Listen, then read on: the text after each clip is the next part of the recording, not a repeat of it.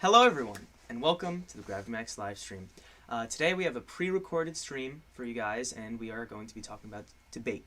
So all three of these people here, Sebastian, Tierney, and Jacob, except for me, they're all on the school's debate team, so they know a lot about debate. You're going to be on the debate. Yeah, I'm joining next year. Yeah, she's joining next year. Well, yeah, that's cool. But yeah, Jacob is my partner for debate.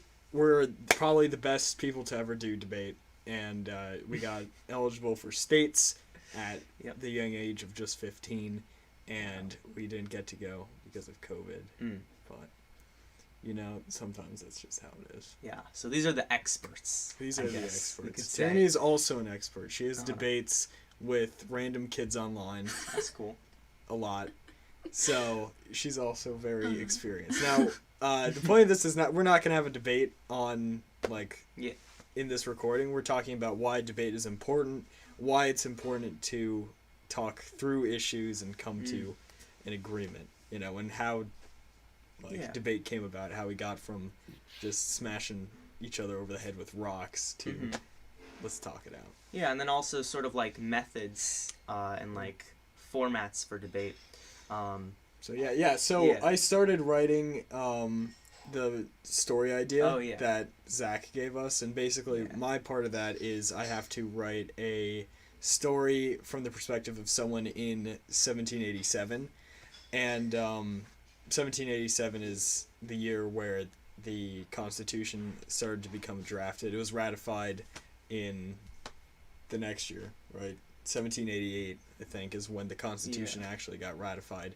But they were debating about it all through 1787, so that's where I have to write the character in that perspective, in one of those debates. And that's probably one of the most important debates in American history, is what goes into the Constitution. And it was important enough that it lasted a year, you know. So true.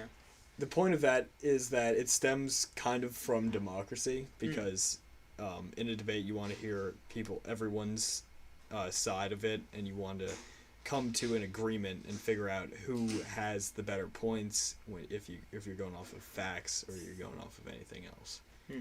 So it's important to America, definitely. Yeah, and it's really interesting to to consider, how does someone win a debate? Because if you think about it, the winner is just whoever sways the most people. Exactly. And Jacob and I have been taught a lot of debate strategies. Because we have team meetings before we go to the debate. We had a debate every month, or something, where we would just go to a random high school and yell at people. So, that's cool. One of the biggest parts is logical fallacies. We had to learn about, and Jacob's nodding over there. Jacob, do you remember any of the logical fallacies that we had to learn? The two that immediately come to mind are appeal to authority and appeal to majority or something. I'm not sure if those are the exact names. Yeah. There's appeal to authority the experts say this, instead of formulating your own argument. And then there's appeal to majority, which is just a majority of people agree with that. But there's also, 100 years or several hundred years ago, a majority of people thought the world was flat. Yeah, exactly. Yeah. It's just because the majority believe it doesn't it's necessarily correct. Yeah. Definitely. And some others that come to my mind that we used a lot was slippery slope. Yeah. And that's basically the fallacy where you're if this happens and this is going to happen, and then you just get to some crazy ass conclusion. Yeah, exactly. I think we actually won a debate like that. I don't know if that was the one at Yale or the other one. But doing debate with Jacob is super fun, because it's interesting because not every high school coaches their team the same way. So Staples, I feel, is pretty good. Do you think that's fair, Jacob, that we're a decent school for debate? Yeah. Yeah. Greenwich is also really good. Okay. But the hard to say. I'm surprised. Yeah. No, but there are definitely some schools where they're given less structure, and schools where we feel like they're given too much structure. At our high school, it's just a thing where the coach doesn't help them at the actual debate. Like, we don't know what the topic is going to be until we get there, so we can't do any other research. But when we get handed the packets with the limited research and sources that we can use, the way we do it at our school is that our debate coach doesn't help us from there. He's like, all right, this is your guys, you go. But some schools suck, and they have their coach babysit them through the entire thing. You know, that's interesting. And that sucks. Because it's really important to like have everyone operating on the same rules. There was like this one time, because like there's so many different ways you can debate. Like the way we have it is extemporaneous, where you have it emphasizes like thinking on one's feet and like of having researched out prepared arguments. You have to think fast, and even when there's like minor shifts, like there's this one time when our debate opponents introduced an unfamiliar rule called a weighing mechanism, and that disrupted the entire debate for us. That was so dumb. Yeah. What was it? Okay, so what the situation was that it was some busted ass high school like Wilford or some, and or like Wilton, I think it was, and the way they had been taught, which is not in the rule book, because we get the CDA handbook, the Connecticut Debate Association handbook. We look through that, and that's where we get our rules and stuff. And nowhere in there does it say that there has to be a weighting mechanism for a debate. But the way that these guys had been taught is that in any debate, you have to introduce a weighting mechanism. And that's a real thing. In debate, it's just not required in what we were doing. So we were able to be like, you don't need that in the debate. We're not doing it, because their entire argument hinged on that thing. And so what was the mechanism? Yeah, so that's what I'm getting to. So what they had introduced, and I forget, I think it was the China one, the China debate. But it was like, should the U.S. maintain business dealings with China because they like suck as a country? So like, should we still do business with them? How much interference can American businesses have with Chinese businesses? All that. And I forget what the specific weighting mechanism they added was, but basically what a weighting mechanism is that the entire debate is trying to prove that the weighting mechanism is either interpreted this way or that way. So for this one, it was that I think they said something like Chinese businesses are under Chinese law, so whatever China is doing, it's okay for Americans to talk with Chinese businesses, because everything the Chinese businesses are doing is legal in their own country. Okay. That's a strong contention on its own. But they wanted to make that point the crux of the entire debate. Okay. So it was either prove or disprove that point? Exactly. Okay. And that's what they wanted to make it. Now, the way that we had been taught is that in extemporaneous, which is the type of debate that we do, they give us a resolution. They say, resolved, the U.S. will no longer allow companies to be affiliated with Chinese companies. And there's the AF, and then there's the neg. Affirmative is affirming the resolution. Negative is obviously negating the resolution. But what these people were trying to do is they were basically trying to give like a new resolution to the thing, because the way we've been taught is do it around the resolution, which is the right way, and every other high school sucks. So that's why I think we won that. Did we win that debate? I think we did. I think we probably did. I think we did. Yeah. But a weighting mechanism is a real thing, though. And if you look at there's a video, it's like how Ben Shapiro is like good at debating. One of the things is that he employs that weighting mechanism. It's something that the entire debate wouldn't rely on necessarily, but he introduces it because he knows he has a stronger argument for it. So he kind of forces you into a corner. Yeah, that's interesting. And it's a good thing to do, because if we'd been anywhere else, like that wasn't a high school tournament with a CDA handbook. If it was a street debate, he was just attacking us with facts and words, then like if you go off of the weighting mechanism, then you're just seen as having a trash argument. But because there was like a rule book, and it was like, nah, you don't actually need all that. Then there we go. Yeah, that's interesting. Yeah. When you have debates with random kids online, do you employ a weighting mechanism? Not typically. Not typically. Yeah. Yeah, that's interesting. I bet a lot of people have gotten better at debate. Yeah. Just because of online, like yeah, you exactly. have to do it yeah. Personally, the most fierce debates I ever have are in the Instagram comment section. Yeah. How do your debates usually go? They usually end pretty quick. But they end quickly. Yeah. Is it because you just destroy them, facts and logic? Definitely. Yeah. But no, that's a good point. That the one that Jacob was making is that on social media, a lot of debate does happen. That's where you do all your debates and stuff. But soon you will be on the debate team. Yeah. So we will see you there. And it's because we have social media and because we're kind of like hyper political right now as a country. Hyper-partisanship. Recent U.S. history. Yeah. Check out that stream. Yeah. But I feel like kids are getting younger and younger, like that are invested in debate. Yeah. People are getting like into debate earlier and exactly. earlier. Yeah. Thank you.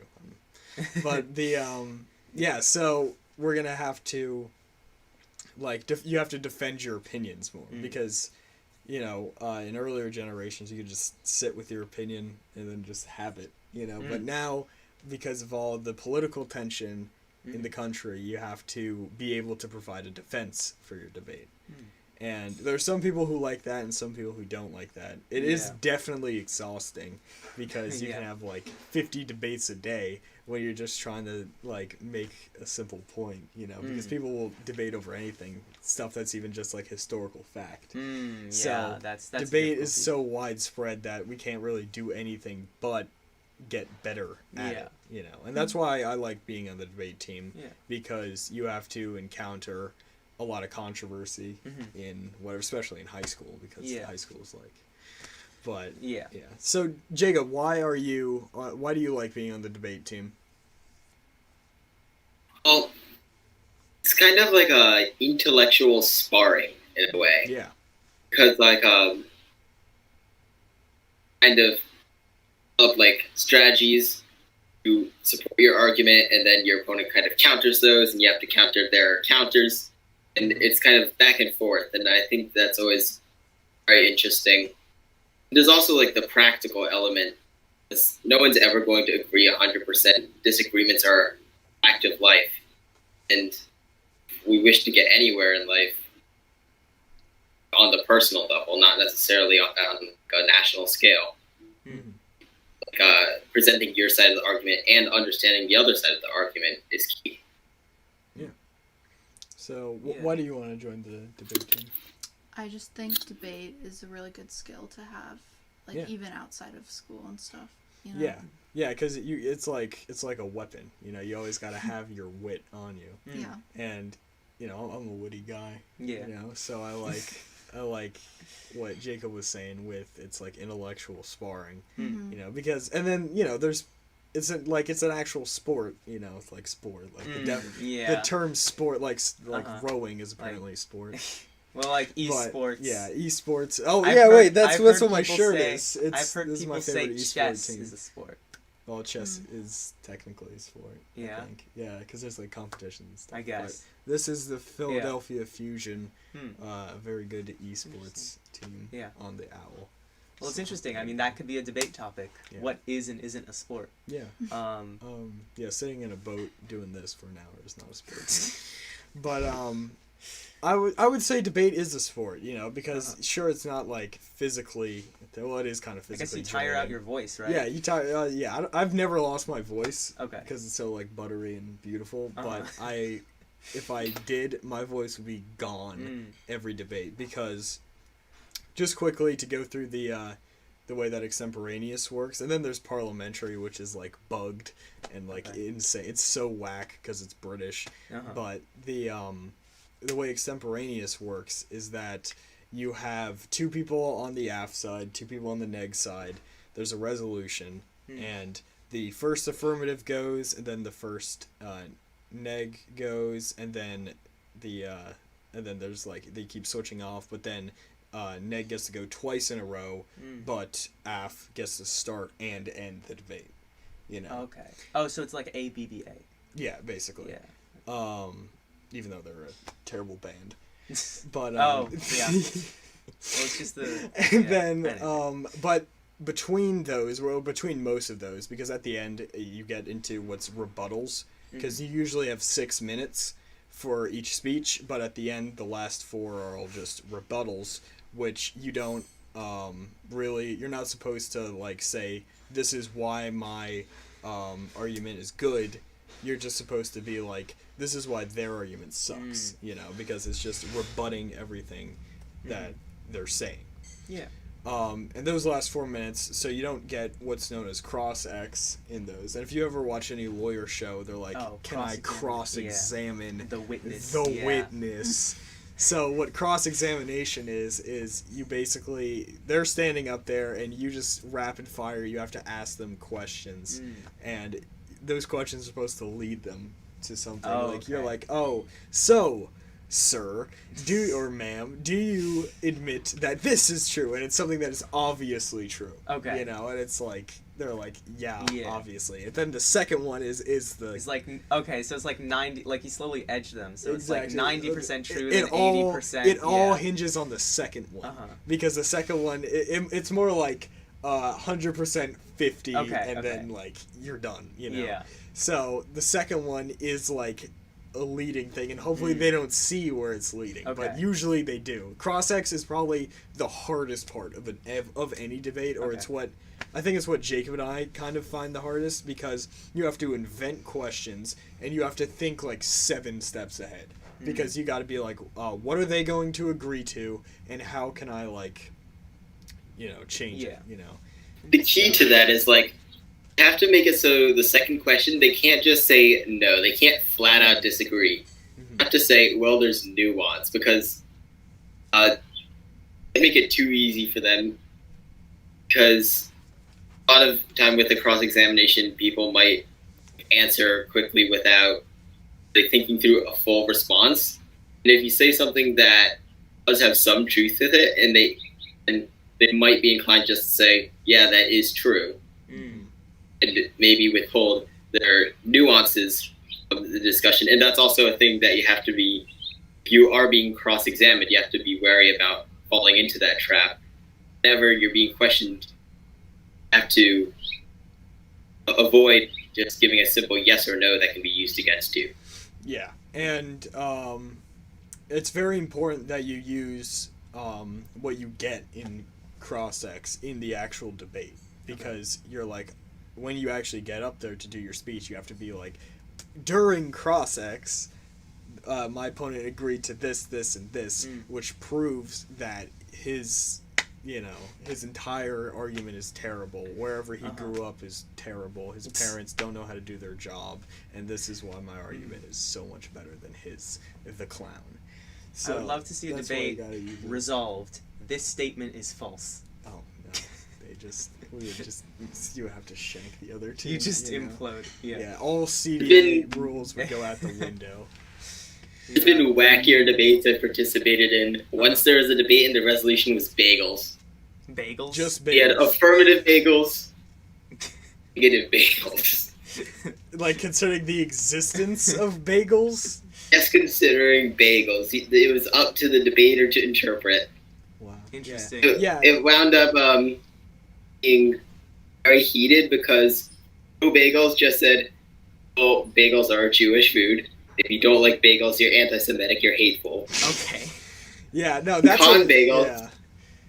Con bagels said that bagels look like bald people, and bald people should be farmed. Wow. Yeah. It sounds like an intense both debate right very there. True statements. Okay.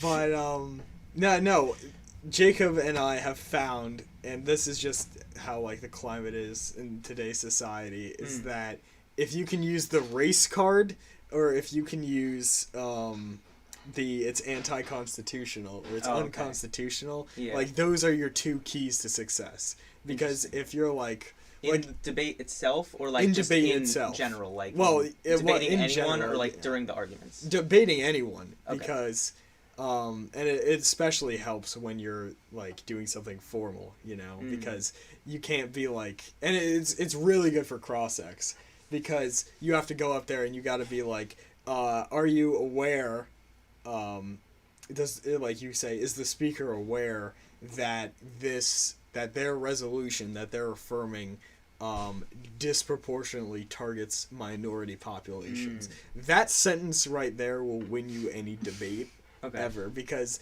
they got to be like, well, they can either say, yes, I am aware, or no, I'm not aware. And, I don't know which is better, because then you either force them to say, I am malicious, or I am ignorant. Well, it's yes is the better answer there, because you have to be like, yes. You can like, be like, yes, short term. Okay. Short term, it disproportionately affects them, but over time, you know. And then that goes into the other thing, is that introducing a plan. And we've also come across a team that thought that you had to introduce a plan. Okay. You know, it's like the resolution is passed, and a big question of that resolution is how this could be implemented. Such as we had a debate on should America have a first use policy or have a no first use policy, rather, which is in regard to nuclear weapons. The no first use policy is it's a policy where you can't use nuclear weapons until another person has used nuclear weapons. Kind of like a non-aggression pact, I guess. Basically. Yeah.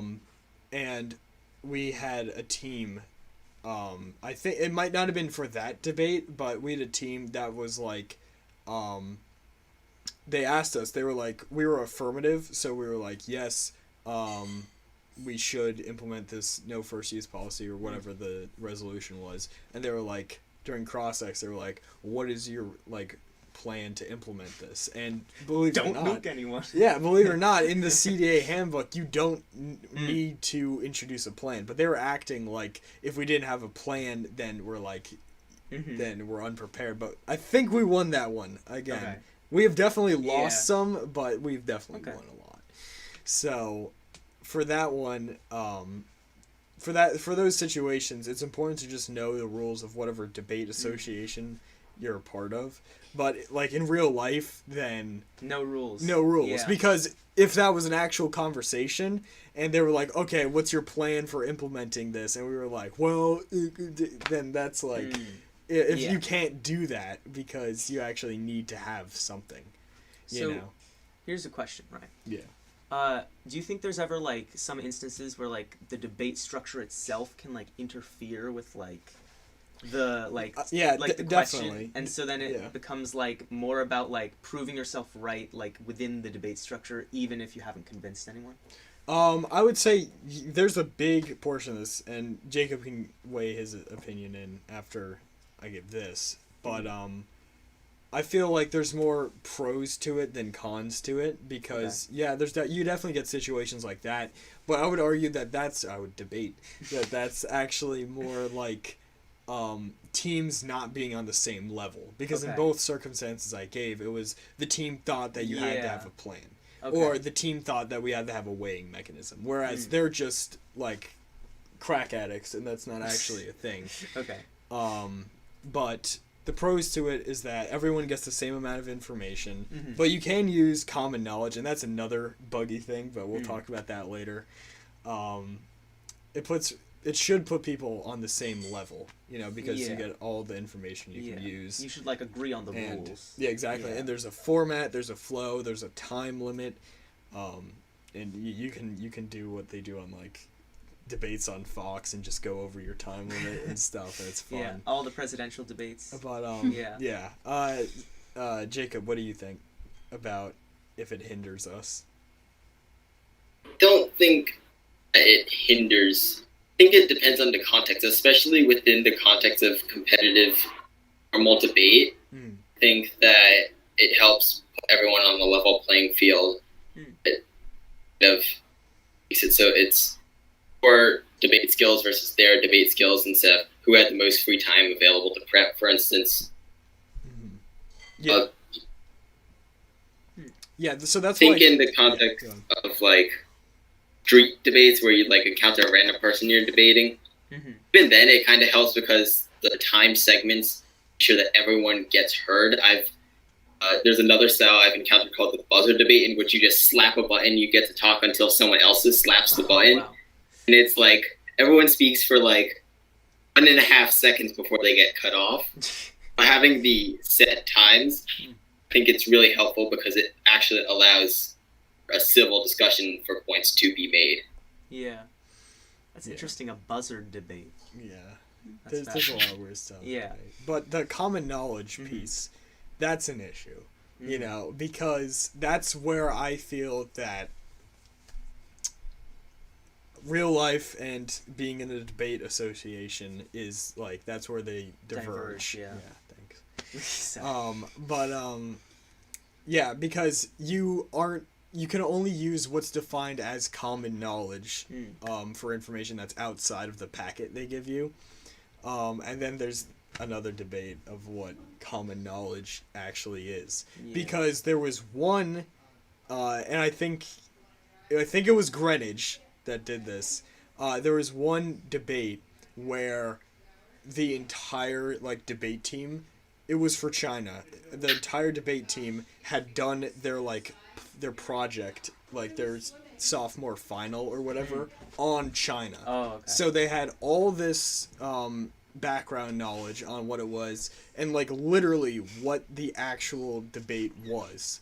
You know, what the resolution was. They had all this other knowledge and all that stuff, so they came in strapped with knowledge. Okay. Yeah. Do you remember that, Jacob? I don't remember that particular. I remember something. It wasn't to our team, me and Seb. It was to, I believe, Julian's team. Some people on the bioengineering, genetic modification debate. Okay. CRISPR, the gene editing. Yeah. One of the teams they faced had done an entire research paper on gene editing. Yeah. So you get stuff like that. You know. So were they not able to use any of the knowledge because it's wasn't defined as common? I mean, people didn't know what to do. Okay. You know, I think they won. You know, the people that had done the research paper, they won against Julian. Yeah, because it's impossible to really counter when you don't have, because the packets are kind of set up so that there is an even balance. When suddenly there's this massive weight on one end of the scale, it's really hard to balance it back out. Yeah. So yeah, that's tricky. But when you do street debates, you need common knowledge and you need background knowledge rather. Yeah. Well, I think that's a big problem definitely with just debates that people have in public, is that so many people disagree on the facts. Yeah. You've got flat earthers. Yeah, definitely. So how do you argue? How can you even argue with someone about something when you aren't starting from the same set of facts? So yeah, it's definitely difficult to even determine what you should be allowed to use in a debate thing, because when you go outside, it's if you can bring up niche stuff, then that's perfect, you know, for outside debates. But yeah, so that's just another difference between real life and doing that kind of stuff. But then there's another issue, which is when people get too emotionally invested in a debate. And you come across that every now and then. It's actually...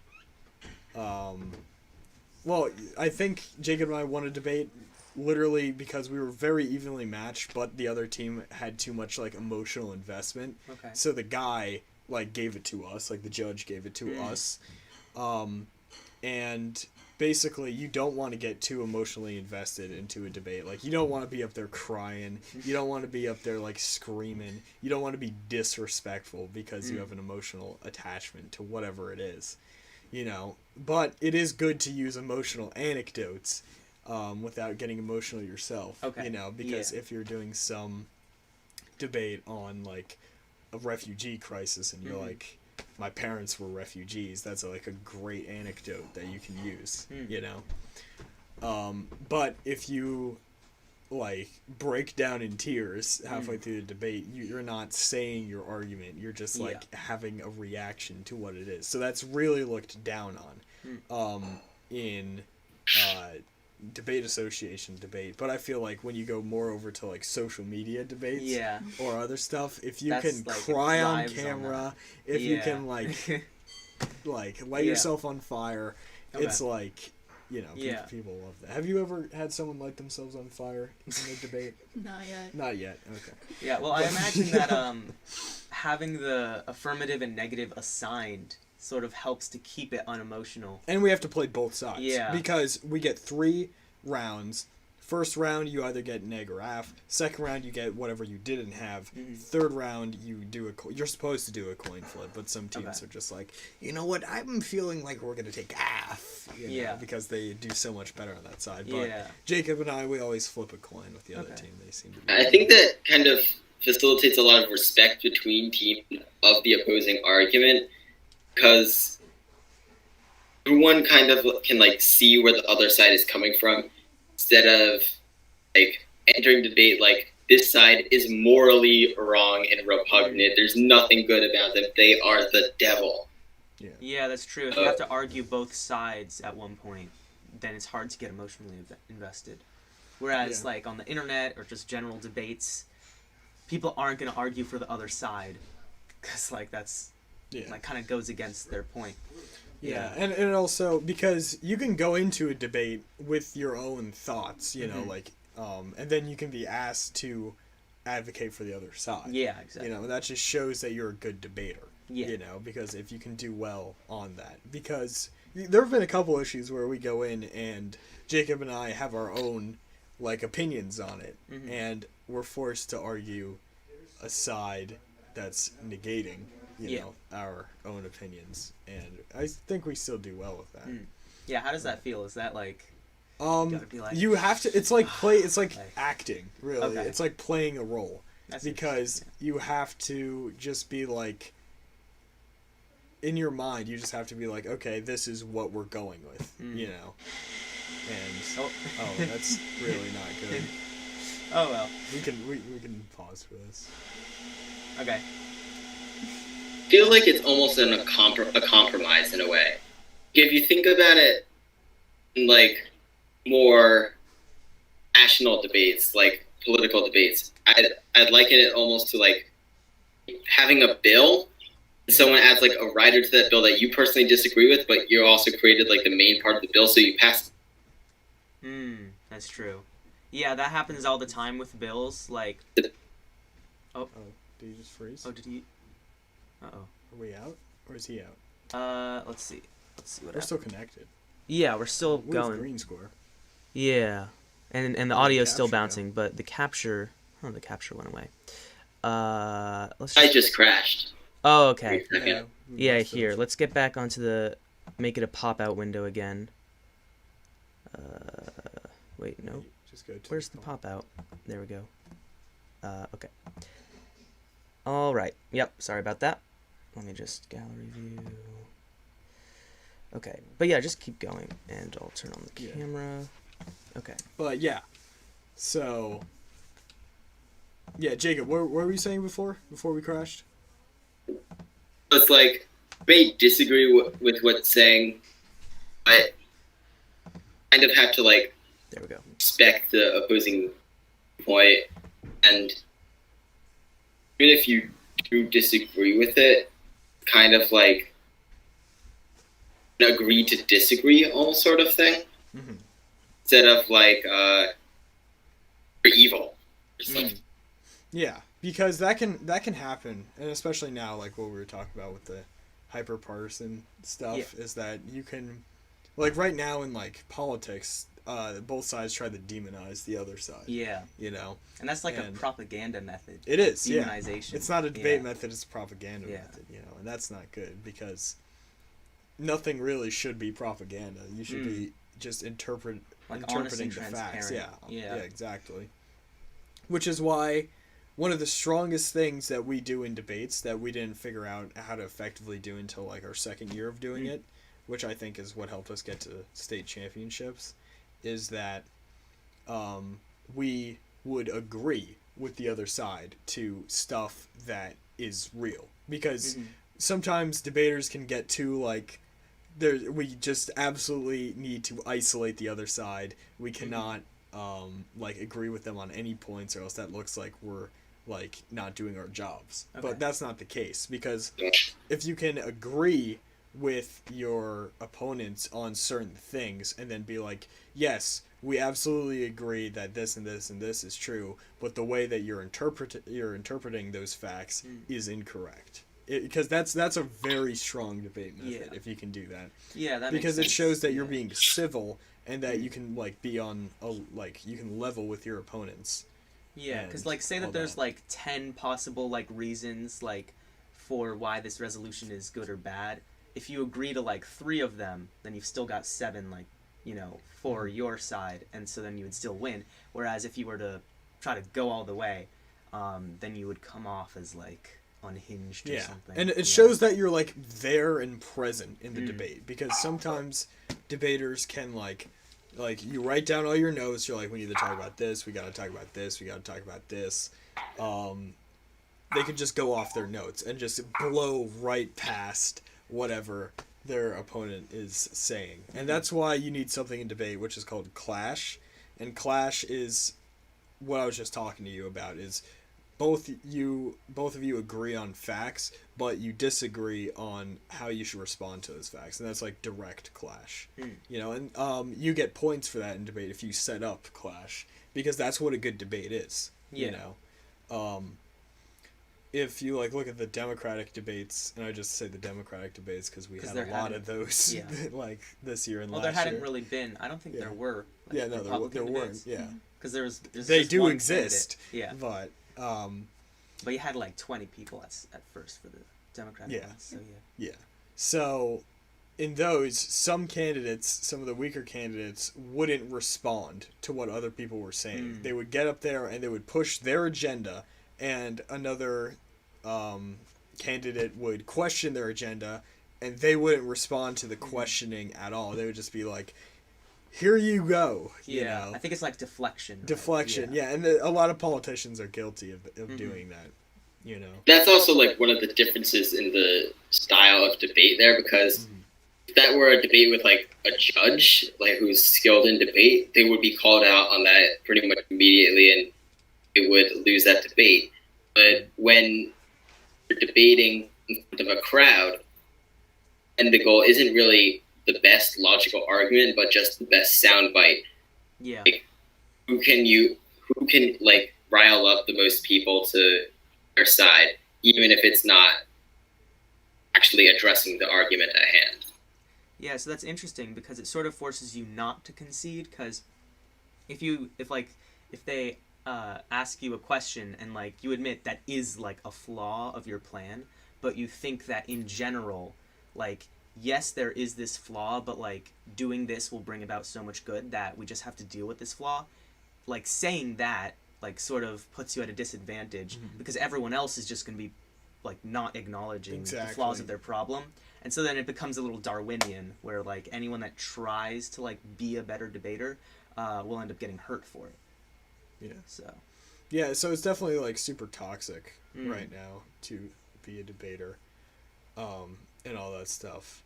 So you've said that you wanted to be, like, a politician or whatever. That I'm interested. She's interested. Maybe that's your dream job or whatever. But if you were to go up into these debates, and it's like you got controversy on all of your sides, would you try and remain, like, honest and, like, do what I was saying with the like, you agree with some points, like if they're like, this part of your plan is bad, and you're like, yeah, it's kind of bad, but the rest of it's pretty good. Would you try and maintain that transparency, or would you, like, feel like you're forced to kind of follow in the footsteps? I would do my best to remain transparent. Hopefully we see more candidates like that, because you know, like, everyone here, we have all, like, debate experience, so, like, I've yelled at you a lot, so I guess that's your debate experience. Yeah, sure. But us with debate experience, we can appreciate and acknowledge when someone is doing that, when someone's being honest, when someone's, like, It's the official. We're back. Yeah, sorry about that. All right, and let's just starting rolling right along. We're rolling right past. Yeah. Okay. You cut out right at Lunchables, the debates.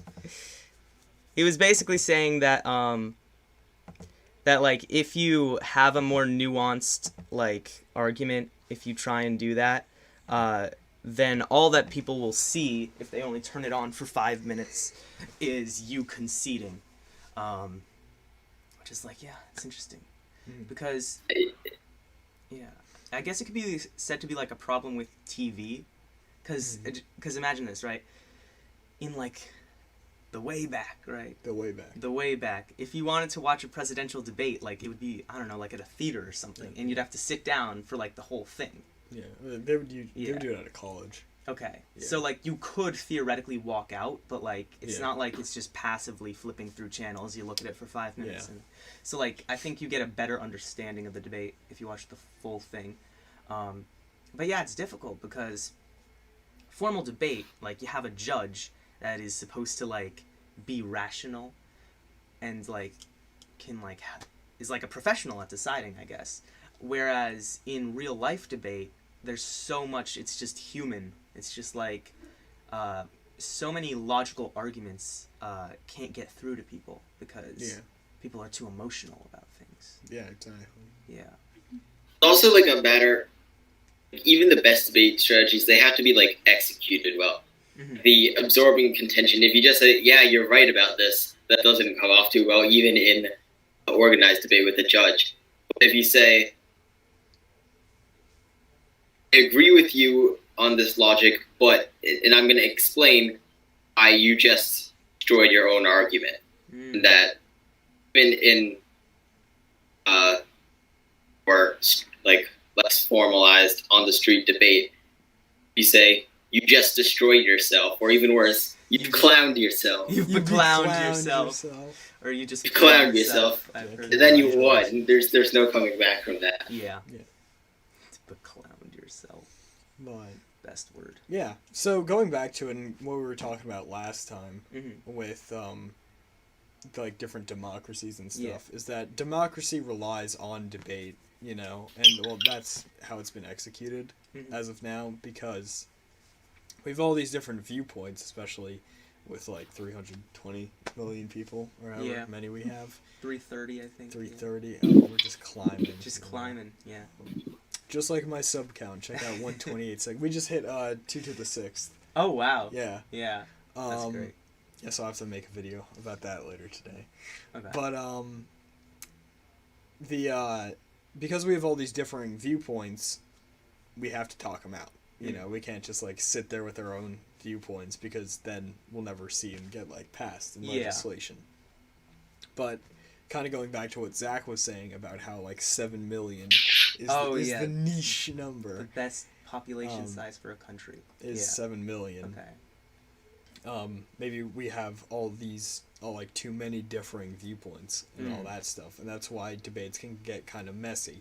Because if you just have a debate with someone, like we were debating philosophy, but the way we started that out was talking about something completely different. Like we started off talking about like religion or something else, and that changed into philosophy, which changed into future societies, which changed into like technology and like Isaac Asimov and all that. It was we talked for like 3-4 hours. But that's how debates and conversations naturally go. And usually the flow of any debate is you start with something small and then you expand outward to the different issues of it, and then eventually you just get it. Usually all circles back to either our government is flawed, it's human nature, or you know, something else. It's just like a fact of society or something. But you always end up circling back to one big thing, you know. But the path there can get super windy and stuff, and that's where, when you have all these differing viewpoints, you can get like sidetracked all over the place. Yeah, well, it's interesting about the population size thing, because theoretically, if you imagine some like fringe, like radicalist opinion that like only 1 in 1,000 people in a country obtain, in a country of 7 million, you only have 7,000 fringe radicals. In a country of 330 million, you have 330,000 fringe radicals, which would be a lot harder to like deal with like in the cultural conversation because they can, so much more voices. Yeah. Which is like hard to deal with. Yeah. So. But sometimes debating isn't enough, and that's why we have like the right to protest and all that stuff because, and again, if we start talking about that, then we're going back into like the whole government piece about how like legislation that like a majority of people want sometimes won't always get passed and all of that. So, in our government, I'm going to pass this question along to everyone, but in our government, do you think that there needs to be like more formalized debate rather than whatever the hell we have now? Do you think that, or do you think that citizens should be able to weigh in more like directly? Well, the problem is like more formalized debate kind of requires a judge, and so then the question is who appoints the judge. I guess the judge could just be the American people, Yeah, and I don't mean that's like the problem because the American. I don't mean that debate in the way that someone wins. I mean debate in the way of that. Everyone talks and everyone shares their own viewpoints, so you do get more viewpoints because while America as a country might have too many differing viewpoints, in Congress and the Senate we might have like too little, because some people aren't represented and all of that. So Jacob, what do you think about that, about there being more open debate in Congress or the Senate or the White House or like Chuck E. Cheese or like? I think that in terms of like the current electoral system, I think there's a fine balance that's already been struck, and I think can be tinkered with some. I feel like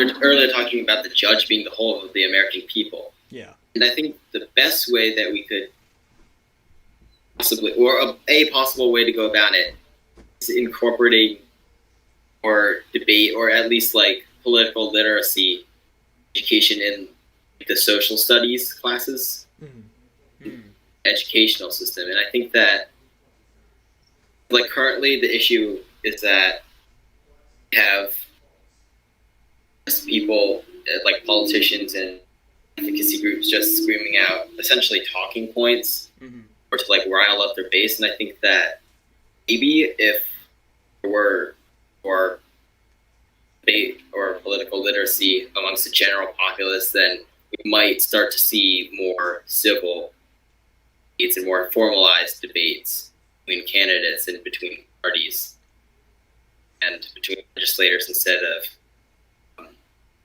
basically just like talking to their base in order to get them to vote again. Yeah, that's interesting. What are you thinking about more debate in Congress? I definitely agree that, like, I think starting with the educational system, sort of teaching more debate skills could be beneficial as well. Yeah.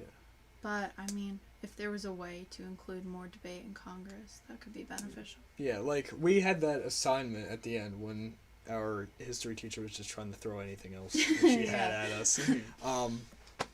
We had an assignment that was... I think I did it. That was,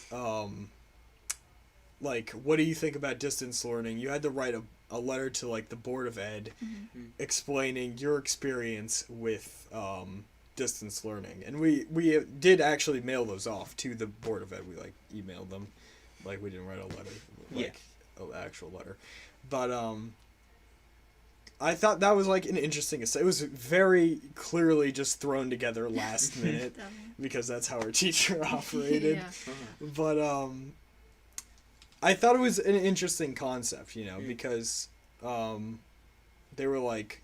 there were questions that you were required to answer, and that's why I like... whenever they give, like they did this with like the Dems, their candidates, because there were like so many of them at the start, to categorize them, they asked them all the same like 5 questions. They're like, what's your most important issue? Like, why do you believe in that issue? What would you do about North Korea? Like, where is Venezuela? And, like, do you think you'll be alive to be the president? Okay. And, yeah, that's a pretty important one. Yeah. Yeah, maybe we should start asking one. Yeah. But, the, thing is that because they all answered the same 5 questions, everyone got put on the same playing field, and you could see if they try to dodge the question, you could see them dodge. You know? And if otherwise, if they did answer like straightforwardly, you could just categorize them. You're like, oh, these people have more like centralized viewpoints. These guys are more over here. You know, and I think that's very like it's important, but it's also like dangerous. Because if you over-categorize people and you're just like, oh, these people are over here, those people over here, you know, over here could still have, like, different policies that are more, like, over here. Yeah. You know, and those just aren't advertised as much, but those policies might be more in line with what the voter wants, but they're just not as advertised. You know, so I think it's both a good and a bad thing. But I do like the categorize. I still can't say that word. Yeah. Same with architecture. But categorizing them is, I like it because I'm lazy. Relatively lazy because I still obviously do like a lot of political research, and mainly what I do is like historical research. I'm like, has an idea like this worked? You know, but that's a whole other different debate. Yeah, well, it's interesting. I think the Senate and the House of Representatives, aren't there like debates like broadcast? Like, can you find them, or is it just some of them? It's usually it's some of them, but so it's not all of them. I think it would be interesting to pass a bill that's like, make like Senate and House of Representatives website and like all of the meetings. Like, you think it should be the government should be more transparent? Yeah, like all of the general assemblies will be on video. Like whenever they have like all 100 senators, or usually like 96, because a few of them are golfing. I want to know who Joe Biden's vice is. You know, because he decided his vice like months ago. Like he decided his vice in February. You know, I want to know who it is because I don't know. Like maybe to that 5th question, the answer was no. But it's like stuff like that, and people can get like angry about that because the government has pulled shady stuff. Like they killed JFK and they killed. But that was a joke, by the way. But for legal reasons, that was a joke. That's a joke. For legal reasons, that's a joke. But like they've pulled a ton of shady stuff. Like if you literally just search up shady government operations, you're gonna get like the Operation Blow Up, whatever. We're talking about like government transparency. Yeah. Okay.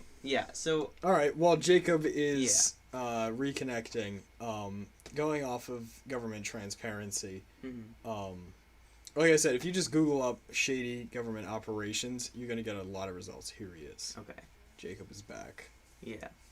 But yeah, it's interesting because I understand, like, and I also want more government transparency, but then there is also the fact that, like, some government operations, like, need to be classified. But, well, like, operations of, like, the FBI and CIA, definitely, but I'm talking more just about, like, Senate and Congress and stuff. Yeah, like, everything short of yeah. extensive, like, stuff like that. But if we got to know more details on, like, where the budget goes, like, the budget of the NSA and the FBI, they're classified. Like, we don't know. We can estimate, but we don't know what the budgets are. They don't let us know that.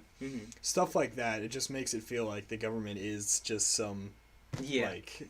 Yeah, exactly. 1984 type beat. Well, it's interesting because I like to think like futuristic stuff, right?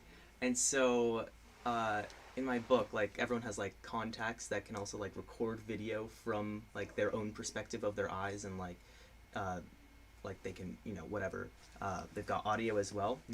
So imagine still good. So keep going. Okay, yeah. So imagine if this were invented in the future. I bet you could see some candidates that are like, I will be the transparent candidate. And so they like live stream 24/7 like their views and everything they say. Mm-hmm. I don't think they would win because they would just make one joke. Like they would say one off-kilter thing. But it would be interesting if every single like politician, like 24/7, their vision and audio was live streamed. Which I know it's like theoretically not possible today. It'd be but if we had these devices like in the future, then maybe it could be done, and like that would be the most transparent form of government. Like that kind of goes into what you were saying earlier last stream about how it should not be it should it should be a burden. It should be a burden to be a politician. It shouldn't be like a benefit. Exactly. Because that makes it more like you know. Like, yeah, you have no more privacy if you're going to be a politician or something like that. Yeah, stuff like that. So that, and, like, you know, the pay should be, like, lower. It should be, so that it's people that aren't just in it. Yeah, it should be the median salary of America should be the salary of the Senate and House of Representatives. So the better the president's doing, the better you're doing. Exactly.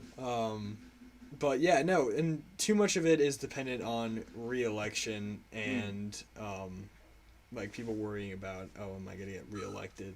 Yeah. And, like, stuff like, oh, is this going to look bad about the party? Like, for the party. Okay. And that's another thing, like, the political parties. Yeah. I think GW really took the W when he was like, we shouldn't have political parties and stuff. Oh, yeah. George Washington. Yeah, well, I got that. First when I president. Nodded. Yes. Guy on the $1 bill. Mm-hmm. Founding father. Yeah. I got that. First president. I got that. Dude who wrote the Constitution. Yeah. I got that like 5 seconds after you said it. Anyways. He was the first president. Oh, okay. He's also on the $1 bill. Oh, I didn't know that. Yeah. But yeah, so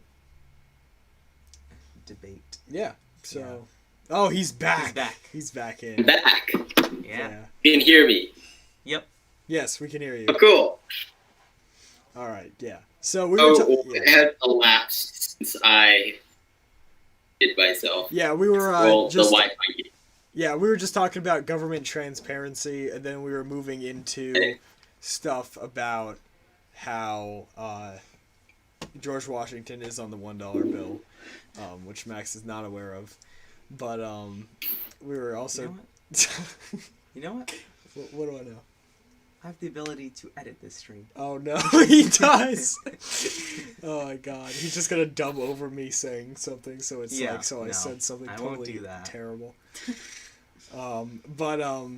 Yeah, so we're talking more about what it means to be a politician. Mm-hmm. Because Max theorizes that it should be a burden to be a politician, and I think I agree with that. Mm-hmm. Or at least like the pay should be more reminiscent of like the work that you're doing and stuff. There's a proposition for that, I remember. Yeah. Some guy was saying like all net worth above 1 million would be required by law to be donated. Interesting. Yeah, what I was saying was yeah. That's a little extreme. Yeah. Well, what I was saying was it was definitely on the radical end. What I was suggesting was a law that said that the median income of Americans will be the salary of Congress and I guess the president too. What's the median income? Like $60K a year right now? Yeah, maybe. Yeah. Let me look at the. Yeah. So it would be because currently they get a few $100,000 a year. But I don't think that would even solve it because it's a lot of $59K a year. Because it's a lot of like campaign donations. Yeah, and that's another thing. Like when you're campaigning, it should be about your ideas. Mm-hmm. You know, it shouldn't be about who's a millionaire, who's a billionaire, all of that stuff. It should be what have they done politically in the past, what are their views now, who do they endorse, like all that stuff. But it definitely should not be a money competition. Yeah, like publicly funded elections. Yeah, like Pete was up there. Pete Buttigieg was up there, and he was like, "I'm the only person that isn't a millionaire on this stage," and that definitely like hurt him. You know, because he wasn't able to campaign in areas that he wanted to. Like he had a pretty good PR team. I gotta give it to him; they were pretty good. But he just didn't have the resources to put in as much as like Mike Bloomberg or whoever. Because how much did he spend? True, but I think he didn't get that far either. Insane amount of money. Mike Bloomberg is like the 12th richest person in the world. Yeah. So, which is a lot. Yeah, he was able to do that. Trump's obviously also a billionaire. Yeah. 2.1 billion. I looked it up a while ago. Net worth. So yeah, stuff like that, you know. That's not to say that like billionaires are bad or whatever, because that's a whole different debate. Yeah. But it just, everyone, like with a debate society or a debate association, everyone should be put on the same playing field. You know, it's like an experiment. You need to have like you know, a control group, and you need to have constants throughout all the different tests and trials and stuff. So putting everyone on the same level is, I feel like it's, you know, it's necessary for a good debate, because like what we were talking about earlier, when people were like, oh, you need to have this, you need to have this, but we didn't. That was, it wasn't a good debate. Because after we were like, your weighing mechanism is trash and you should feel bad, they were like, what the hell do we do now? You know? But stuff like that, where people just blow right past each other, it's like, it's not a good debate. And same thing with like the debates we have now, you know, because it's like people won't answer questions, they'll deflect and they'll do other stuff. And they just won't answer the questions that everyone wants to know the answer to.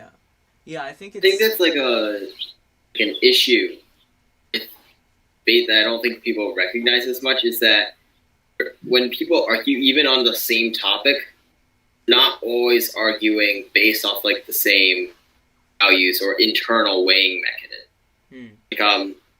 Just to give like a major political example with abortion, right? It's like entirely based on what the person's own individual values. And since everyone's starting like essentially opposite positions already, they're not even debating on the. We froze up a little there, but so I was, to go off of what Jacob said, because he'll come back eventually, is that you should enter a debate willing to change your mind, but obviously with the goal to change the other person's mind. Otherwise, why are you entering the debate? Because if you're not going to change your mind, if you're not going to gain anything from it, then there's no reason to debate. It's just like a waste of energy. And if you're entering the debate not willing to change your mind, then what are the odds that your opponent is entering the debate not willing to change their mind? So that just sort of fosters a useless debate, I would say. Yeah. So that's, it's a good way to look at debates, because, you know, ideally you definitely want like change coming out of a debate, because that's what, you know, a debate's supposed to be. Like maybe the two sides don't end up agreeing, but at least they like talked about it, you know. Yeah. Exactly. So you can make a compromise so that no one's happy. Yeah, exactly. A compromise so that no one's happy. But debating's important in all things. Hello. Hello. Oh, wait. What happened when I was out? We're just going over final thoughts. We're gonna wrap this up. Okay. So, Max was just saying that if you don't go into a debate thinking that you want to change someone's mind, or hoping that you get your own mind changed, or being willing to have your own mind changed, then you're not really in it to win it, you know? Like, there's no point of being in the debate. So, whatever final thoughts you have, you can go ahead. Alright, so this isn't really as much a thought as, like, a follow-up question to that. This is to, like, everyone. Have you had your mind changed in a debate? For me, it's rare, but it's happened. Definitely. You want to go first while I think? I'm trying to think, I think it's happened. I'm just trying to think of examples that it's happened. But no, I just can't think of any examples right now, but it's definitely happened in the past. It's probably just been from my friends, you know, like never actually in a formalized debate. But again, you know, we're like teens, so that's when our opinions change and our ideals change and all that stuff. So stuff like that. You've definitely made me like Bernie more, I gotta say.